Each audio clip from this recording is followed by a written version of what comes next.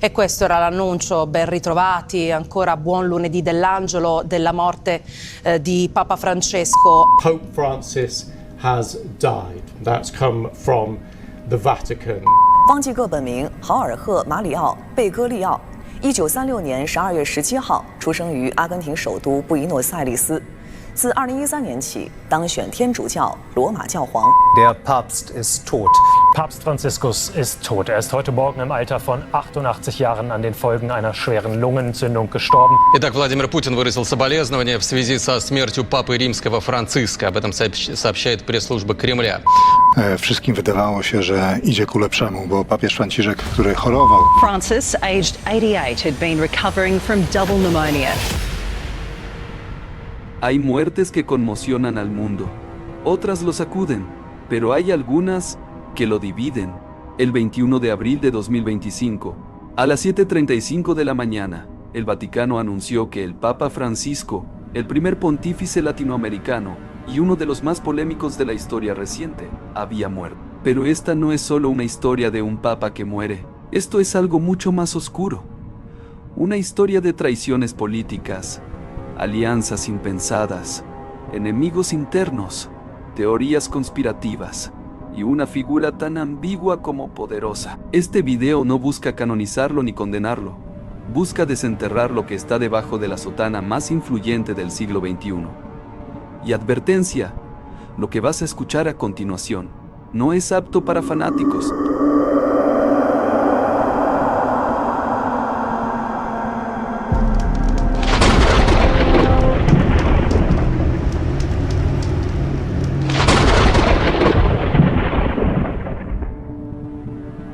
¿Quién fue realmente Jorge Mario Bergoglio?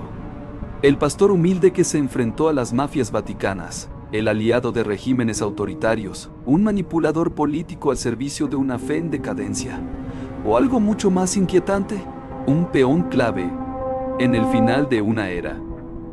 Jorge Mario Bergoglio nació en el barrio de Flores, en Buenos Aires, un barrio de clase media, con alma de pueblo. Hijo de inmigrantes italianos, era uno de esos chicos como cualquier otro, de esos que le gustaba jugar al fútbol en la vereda, o que podía ayudar a algún anciano cada vez que podía. Nadie imaginaba que ese chico iba a ser el hombre más poderoso del cristianismo, pero lo fue.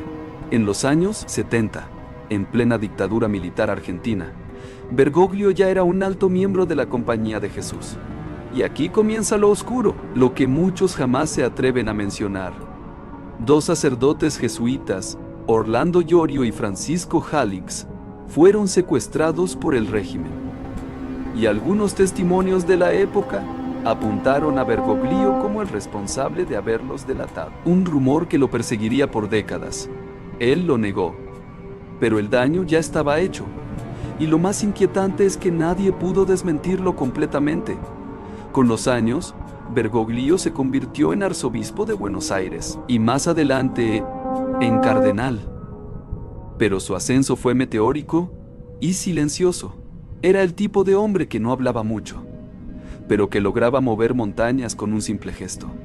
En el Vaticano se le temía y se le respetaba. Era conocido como el cardenal de las sombras, porque nunca se le vinculó abiertamente con ninguna corriente, pero siempre estaba en todas. Cuando el Papa Benedicto XVI renunció en 2013, el mundo quedó perplejo. Pero dentro del Vaticano muchos ya sabían quién sería el próximo Papa. Jorge Mario Bergoglio, el hombre que caminaba en silencio por los pasillos vaticanos y que conocía secretos que harían temblar al mismísimo diablo. Desde joven se unió a los jesuitas, la orden más dura, más intelectual y más estratégica de toda la iglesia, y desde ahí construyó, sin hacer ruido, una carrera que lo llevaría desde los pasillos de colegios religiosos hasta los pasillos más oscuros del Vaticano. En los años 2000, como arzobispo de Buenos Aires, fue uno de los críticos más duros del kirchnerismo. Hablaba de la pobreza estructural, del autoritarismo disfrazado, del clientelismo. Lo odiaban, literalmente, al punto que Cristina Fernández y su equipo lo desplazaron de actos oficiales como el Te Deum, lo atacaban en medios afines y comenzaron una operación mediática y política para básicamente exiliarlo. Pero ese exilio terminó en el trono más poderoso de la religión católica. Un exilio que se transformó en ascenso. El kirchnerismo lo quiso lejos. Y sin querer, lo hicieron papa. El 13 de marzo de 2013, apareció en el balcón del Vaticano. El primer papa latinoamericano. El primer jesuita. Y con una simple frase y una sonrisa, marcó el inicio de una era que sería cualquier cosa menos simple. Desde el primer momento, Francisco se mostró distinto. Rechazó el papamóvil blindado y se subió a un Fiat. No quiso vivir en los lujosos aposentos papales. Prefirió una habitación austera. Lavó los pies de presos, abrazó enfermos, visitó villas y mostró un rostro más humano de la iglesia. Pero ese rostro tenía muchas caras. En Argentina jamás volvió. Lo invitaron presidentes, lo esperaron fieles, le hicieron campañas, pero no, nunca volvió. Y eso dolió. Para muchos fue un acto de traición, para otros un castigo.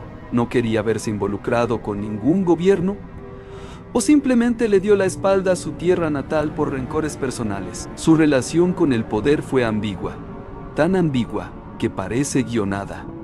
Lo vimos abrazar a Cristina Fernández con una calidez casi teatral, después de años de guerra abierta. Luego criticó el lawfare, defendió la justicia social, habló contra el capitalismo salvaje, y mientras tanto recibía en el Vaticano a figuras como Evo Morales, los Castro, Daniel Ortega, Nicolás Maduro y hasta Lula da Silva. Líderes cuestionados por su autoritarismo, por corrupción, por represión. ¿Por qué esa doble cara? ¿Por qué la benevolencia con unos y la condena con otros? ¿Era el papa de los pobres o el papa de una agenda política global disfrazada de espiritualidad? Pero no solo enfrentó a los gobiernos. Dentro de la iglesia, se ganó enemigos todavía más poderosos. Obispos, cardenales, sectores ultraconservadores. Lo acusaban de hereje, de desvirtuar la doctrina, de transformar la iglesia en un brazo progresista. Lo llamaron el Papa Rojo. Algunos lo acusaron de infiltrado. Otros, directamente, de ser el anticristo.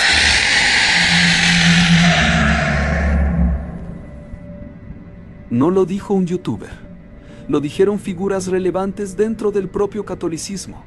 Y no es todo.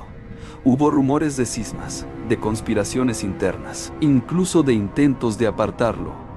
Se hablaba de reuniones secretas, de resistencia interna, de filtraciones desde los muros vaticanos. Algunos afirmaban que su papado estaba siendo saboteado desde el día 1. En 2022, un hacker filtró una serie de documentos vaticanos, cartas escritas a mano, supuestamente por el mismo Francisco.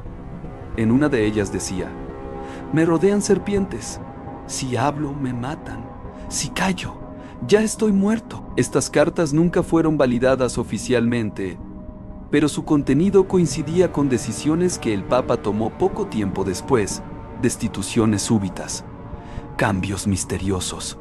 Y sobre todo, un aislamiento progresivo. Se dice que en los últimos años, Francisco comenzó a tener pesadillas. Pesadillas recurrentes con un hombre sin rostro, vestido con una sotana ensangrentada. Un monje que cada noche se acercaba más. El Vaticano anunció que murió el 21 de abril de 2025. Pero casi de inmediato estallaron las teorías, algunas grotescas, otras simplemente inquietantes. Murió ese día, o semanas antes. ¿Fue reemplazado por un doble, como afirman algunos? ¿Lo mantuvieron con vida artificial por conveniencia política y mediática?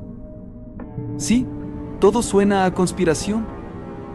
Pero el Vaticano no es una institución transparente. En el pasado, han ocultado muertes, han manipulado anuncios, y con Francisco, los síntomas estaban. Durante semanas dejó de aparecer en público. Las misas se suspendieron. Las declaraciones eran vagas, del estilo: está descansando, se encuentra estable. Pero nadie sabía qué significaba eso, y en ese silencio, el morbo explotó. Teorías en redes, conspiraciones globales, Supuestos médicos filtrando datos, imágenes dudosas, análisis faciales diciendo que ya no era él. Incluso se atrevieron a vincular su muerte con reuniones secretas de líderes europeos. ¿Fue apagado cuando dejó de ser útil? Murió antes, y lo ocultaron para evitar un caos interno en la iglesia. Preguntas sin respuesta, pero con mucho eco. Y entonces, ¿qué queda? Una iglesia debilitada, en caída libre, con iglesias vacías, vocaciones cada vez más escasas, escándalos sexuales impunes, finanzas turbias, y una fe que ya no convence como antes. Los conservadores lo odiaron, los progresistas lo aplaudieron, pero no volvieron a misa. Y en ese juego, Francisco se convirtió en un símbolo que incomodaba a todos. Para algunos fue un pastor, para otros un farsante, para millones, un hombre de carne y hueso que intentó cambiar algo que quizás ya era irreversible. El Papa murió, y con él, una era. Quizás lo recordemos como el Papa de los pobres, o como el Papa de las contradicciones. Quizás la historia lo canonice o lo condene, pero si hay algo que no se puede negar, es que dejó una marca en la fe, en la política y en el alma de millones. El mundo entero contuvo la respiración cuando, en las primeras horas de una mañana gris, se anunció la muerte del Papa Francisco. Jorge Mario Bergoglio, el primer Papa latinoamericano, había fallecido en la residencia de Santa Marta, en el Vaticano. El día que murió, no hubo cámaras, no hubo prensa, solo un silencio absoluto. Dicen que en la madrugada, antes de exhalar su último aliento, Francisco pidió confesarse. Y lo que dijo al oído de su confesor, un joven sacerdote polaco, quedó sellado bajo voto papal. Pero el rostro del sacerdote cambió para siempre. Desde ese día nunca más volvió a hablar en público, y se retiró a un monasterio en silencio perpetuo.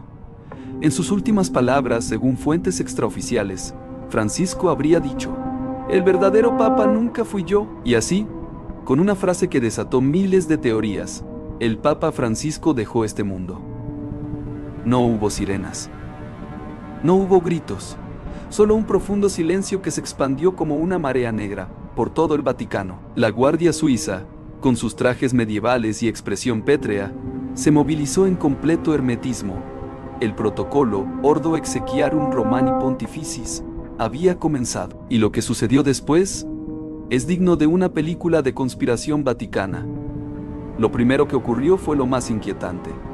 Un cardenal, específicamente el camerlengo, se dirigió a la cama donde yacía el Papa. Le llamó 3 veces por su nombre de pila. «Jorge Mario, ¿me oyes?». Silencio absoluto. Entonces, usando un pequeño martillo de plata, lo golpeó suavemente en la frente, 3 veces, y con una voz solemne declaró: «El Papa ha muerto». En ese instante, el anillo del pescador, símbolo absoluto del poder papal, fue removido y destruido con un martillo especial, para evitar cualquier intento de falsificación de documentos papales. Luego, se sellaron las cámaras papales, se confiscaron documentos secretos y comenzó el velatorio. El cuerpo del Papa fue embalsamado y preparado con una meticulosa ceremonia. 3 ataúdes lo envolvieron, uno de ciprés, uno de zinc y otro de roble rojo con adornos dorados. Su cuerpo fue expuesto en la Basílica de San Pedro durante 3 días, donde miles de fieles y mandatarios de todo el mundo desfilaron ante él. Lo perturbador vino después. Algunos aseguraron haber sentido una energía extraña en la basílica, una presencia, como si el alma del Papa aún no hubiese partido. Un cardenal incluso habría dicho que vio lágrimas en los ojos del cadáver, pero eso nunca fue confirmado. El funeral se llevó a cabo en la plaza de San Pedro, bajo un cielo nublado que parecía presagiar el final de una era. Miles de fieles lloraban, mientras otros simplemente observaban, en silencio, con los ojos fijos en el ataúd.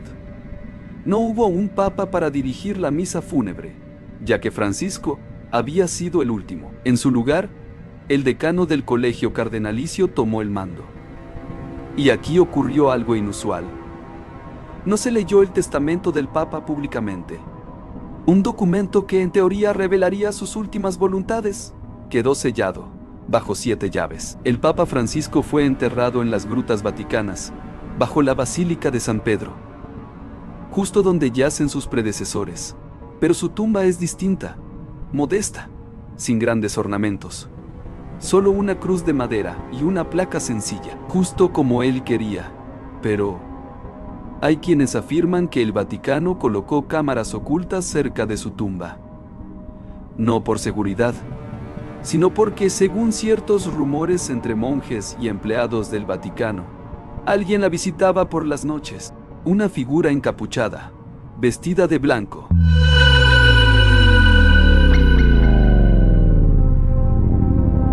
A diferencia de sus predecesores, el Papa Francisco pidió que no lo canonizaran automáticamente.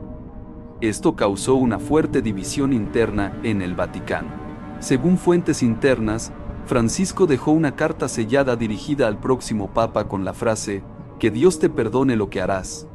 En la noche de su funeral, un rayo cayó sobre la cúpula de San Pedro, exactamente a la misma hora en que fue enterrado. Lo mismo ocurrió cuando Benedicto XVI renunció. Algunos aseguran que en los días previos a su muerte, el Papa repetía una frase inquietante: "La bestia ya está suelta". Lo que ocurrió tras la muerte del Papa Francisco es un tejido de ritual, secreto y misterio. Un evento que marcará la historia de la Iglesia por generaciones y cuyo verdadero significado quizás nunca sabremos del todo. Porque en el corazón del Vaticano, donde los muros tienen oídos y los pasillos están llenos de sombras, la muerte no siempre significa el final.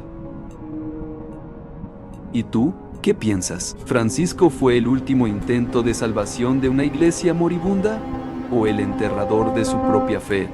Las teorías de quién será el nuevo Papa se vuelven más oscuras y condenan una nueva era para el Vaticano. Pero eso es una historia para otro video. Aquí en pantalla te dejo otro video que puede ser de tu interés. Escribe en la caja de comentarios qué crees que realmente pasó con el Papa Francisco. Y si te interesan historias como esta, oscuras, ambiguas, reales y perturbadoras, suscríbete al canal, porque esto recién empieza.